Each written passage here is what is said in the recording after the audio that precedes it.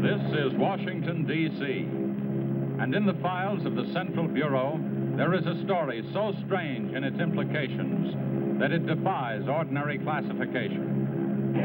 It is the story of a handful of people who, in the course of one desperate night, held back a wave of panic and pandemonium. It began after sundown, time 7:15, as Flight A Coast Patrol from Travis Field was returning to base. When the nightly Air Force transport pointed north toward Japan via the Great Circle route. While at sea, the Navy and Coast Guard maintained their usual round-the-clock vigil. And from the equator to the Arctic, the radar network swept the skies with eyes that never sleep. Time, 7:19. An unidentified object was picked up 200 miles southwest of Point Barrow, Alaska. 7:27. Unidentified object confirmed at Fairbanks, Alaska. Heading south-southeast, 170 degrees. Height, 75,000 feet. Estimated speed, 5,000 miles per hour. White warning. 7:39.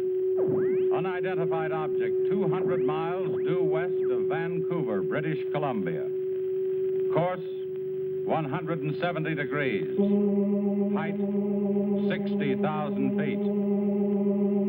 Estimated speed, down to 3,600 miles per hour. Yellow warning. 7:54. First interceptor flight airborne.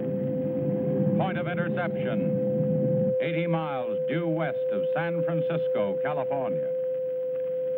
7:55. Unidentified object past point of interception. Red warning. 8:11. Morro Bay, California. Height, 50,000 feet. Estimated speed, 2,000 miles per hour. 8:15. Santa Monica, California. Height, 10,000 feet. Speed, 1,200 miles per hour. 8:18.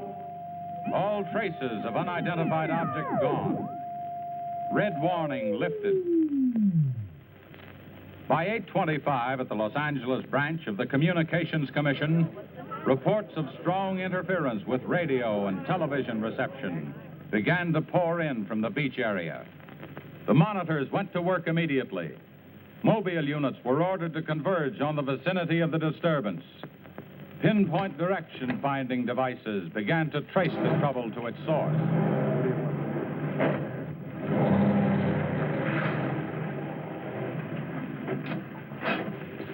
This is Mobile 1, Hazen speaking. We're at Ocean and Beacon Way. Interference strength 2. Bearing 27 degrees. Over. Mobile 1 from center. Roger. Over. Mobile Center from Mobile 7. Over. Go ahead, Mobile 7. This is Mobile 7. We're at Pacific Center and Beach 4. Interference strength 3. Bearing 39 degrees. Over. This is Mobile Center. Roger. Stand by. Mobile 1 and Mobile 7. For Mobile Center, point of interception estimated 3 miles north of surf. Repeat, 3 miles north of surf. Acknowledge. This is Mobile 7. Roger. Mobile 1, Roger. Mobile 7. Roger. We're going out. Okay, Charlie, let's get moving.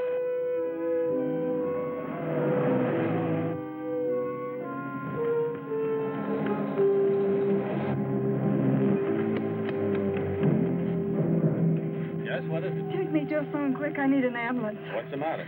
My husband and Pete out there in the picnic grounds just above the beach. They've been hurt. Well, this is a communications car. I'll phone it in from here. I'm Mobile 1 to Central, over. Did you make that out, Charlie? Not a word. I'm Mobile 1 to Central. I can't reach you. Repeat. Well, they must be getting us all right. A Mobile 1 to Central. Have an ambulance sent to beach at Surf. Emergency. 2 men hurt. Acknowledge.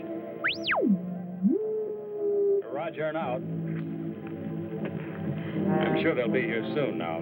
Tell us what happened. Oh, this man, he just kept coming at us. It was awful. Who? I don't know. He was wearing a suit like a diver. Hurry, please. They're hurt. Charlie, you better wait here. I'll go down and take a look.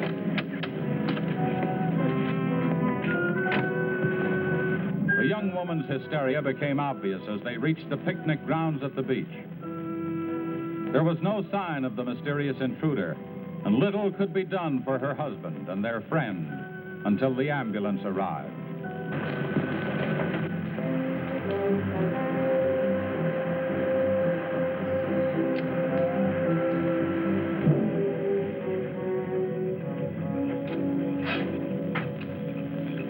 Hi, fellas. How are you doing? We're just taking another reading now.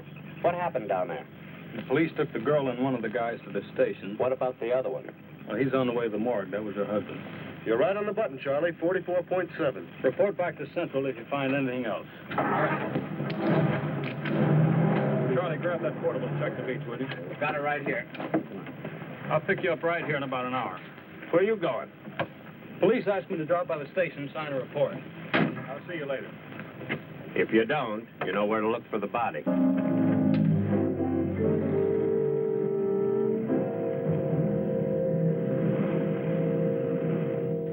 Like I said, we were just starting to eat when we heard something tracking through the sand toward us. I looked up and couldn't see anything. Then Betty screamed. At what? I thought you couldn't see anything. At first we couldn't. Then this guy started toward us. What kind of a guy? How should I know? He was wearing some kind of a helmet over his head. He could have been a deep-sea diver or anything. All right. After you saw this diver, what happened? Well, we jumped up. Ed, that was Betty's husband, yelled at him to stop. But he just kept coming. I never saw anything like it. He didn't say anything. He just kept moving in. And then you say he attacked you. Well, we didn't give him a chance. Ed grabbed a piece of wood and took a swing at him. That didn't stop him. He caught the end. That's all I remember. Just because a man's taking a walk, there's no reason to slug him. Besides, you don't look like a guy who frightens so easy. How would you feel if somebody with a crazy helmet with pipes sticking out of it came at you in the dark? And look, I know this sounds crazy, but there wasn't any head in that helmet. No head. No head at all. It's the truth. I think you need some coffee.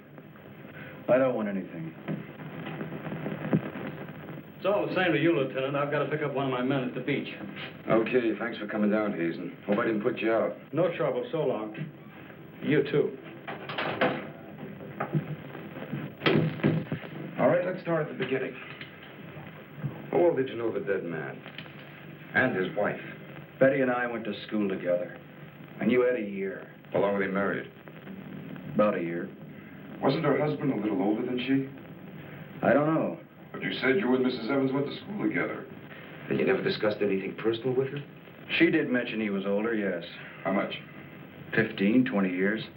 What difference does that make? That wasn't too hard now, was it? Where do you live? 629 and a half East Palm Court. Why? That's where the Evans live, isn't it? Yeah, I board with them. You do, huh? Now, Mrs. Evans is a good-looking woman. What are you trying to say?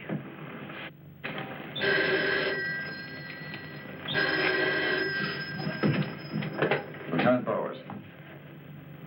Where? Yeah, I got it. I'll leave right away. Convicted of murder. Near the beach. Keep an eye on this guy until I get back. What are you doing? You'll stay right where you are. At least until Mrs. Evans feels well enough to talk. What do you want from her? Oh, I just want to see if your story checks with hers. After all, you went to school together, remember?